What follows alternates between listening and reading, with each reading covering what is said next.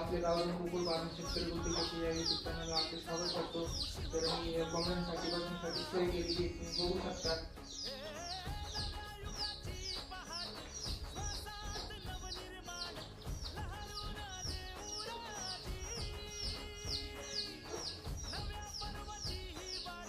तर कसं वाटलं तुम्हाला सेटअप? तर तुम्ही चॅनल बनवला असेल तर चॅनलला सबस्क्राईब करा, कमेंट करा, लाईक करा आणि जास्तीत जास्त जणांना हा व्हिडिओ शेअर करा. धन्यवाद.